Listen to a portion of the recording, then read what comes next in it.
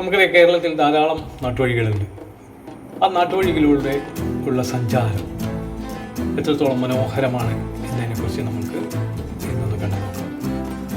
തൃശ്ശൂർ ജില്ലയിലെ പടിയൂർ ഗ്രാമപഞ്ചായത്തിൻ്റെ കിഴക്ക് അതിർത്തി പങ്കിടുന്ന ആ ഒരു കാഴ്ചയിലേക്കാണ് ഞാൻ നിങ്ങളെ ക്ഷണിക്കുന്നത്.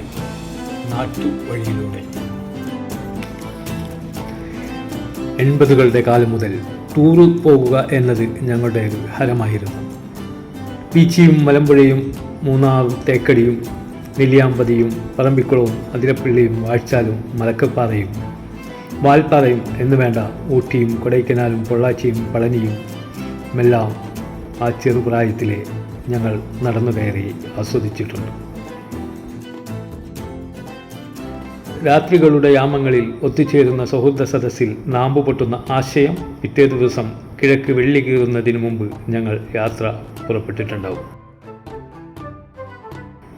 എത്ര പറഞ്ഞാലും തീരാത്ത യാത്രാ അനുഭവങ്ങൾ 4 പതിറ്റാണ്ടിനിപ്പുറവും തുടരുകയാണ്. വീക്കെൻഡിൽ ചെറുതും വലുതുമായ യാത്ര.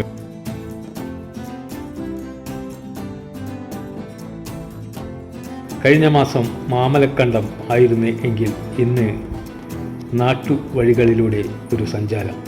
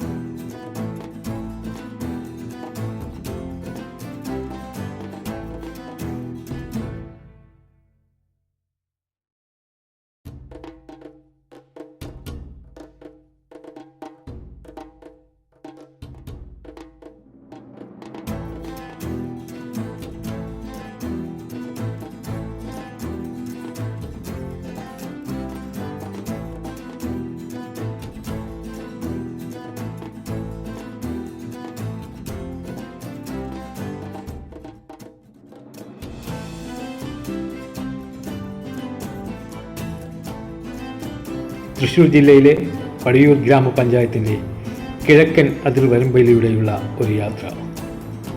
എത്ര കണ്ടാലും മതിവരാത്ത ഗ്രാമീണതയിൽ മുങ്ങിക്കുളിച്ചിരിക്കുന്ന ഈ പ്രദേശം ഒന്ന് കാണേണ്ടത് തന്നെയാണ്.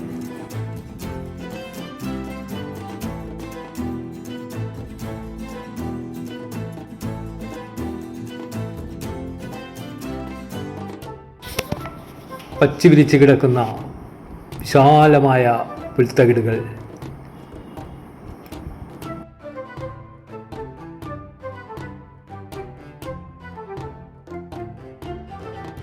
ഈ പുൽത്തകിടുകളെ തഴുകി ഒഴുകുന്ന നീർച്ചാലുകൾ, അതിനപ്പുറത്ത് തല ഉയർത്തി നിൽക്കുന്ന വൃക്ഷത്തലപ്പുകൾ, പെയ്തിറങ്ങാൻ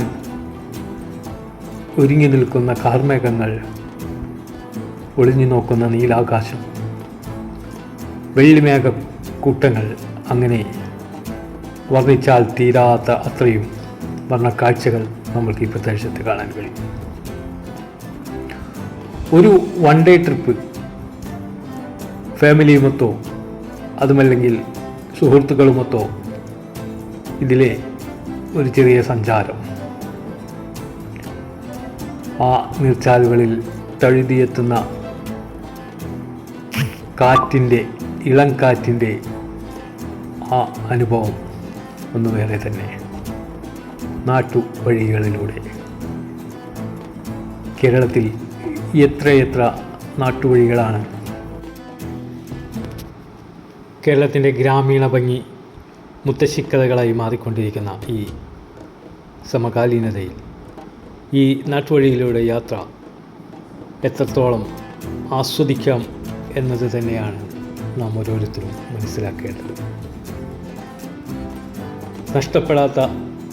പച്ചത്തുരുത്തുകൾ ഇനിയും നമുക്ക് ധാരാളമായി കേരളത്തിലുണ്ട്. അവയൊന്നും നഷ്ടപ്പെടാതെ കാത്തു സൂക്ഷിക്കാൻ വരും തലമുറക്കും കഴിയട്ടെ എന്ന് പ്രത്യാശിച്ച് നിർത്തുന്നു.